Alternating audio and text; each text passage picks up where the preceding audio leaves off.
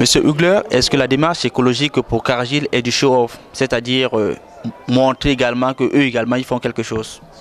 Non, pas du tout. C'est clair que ça fait partie aussi d'un message qu'on aimerait faire passer et mieux passer aux employés.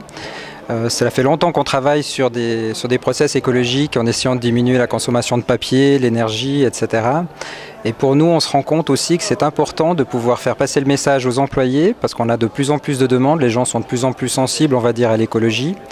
Et ça nous permet non seulement de nous aider dans cette démarche-là, de mieux communiquer et puis aussi de valider ce qu'on a déjà fait et de nous donner des chemins à suivre, on va dire, pour de nouvelles démarches, de nouveaux chemins pour améliorer notre écologie et l'impact que l'on a sur l'écologie. Concrètement, quelle est l'implication des collaborateurs dans cette démarche?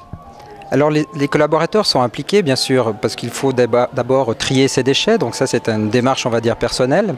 C'est quelque chose pour lequel on veut renforcer le message. Il faut savoir qu'on a énormément de nationalités différentes dans notre entreprise, ce qui veut dire aussi tout un tas de feedback et de vécus différents. Et c'est pas toujours évident d'avoir juste un cycle PET par exemple pour dire tiens on recycle le PET, il faut aussi l'expliquer derrière et ça c'est une partie qui est importante pour nous on va dire, voilà. Est-ce que si un collaborateur, par exemple, ne suit pas les démarches mises en place, est-ce qu'il y a des répercussions derrière? Dans un premier temps, non du tout. C'est pas l'idée de devenir un état policier à l'intérieur de l'entreprise. C'est plus une explication que l'on va donner, une sensibilisation que l'on doit faire, parce que très souvent, il s'avère que c'est simplement par méconnaissance ou par peu de connaissances de savoir qu'est-ce qui se passe derrière, et c'est à ce moment-là qu'il y a des erreurs qui se font.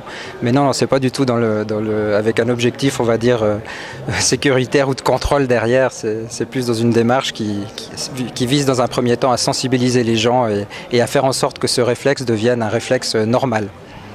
Merci Monsieur Hugler pour cet entretien et à très bientôt. Je vous remercie. Au revoir.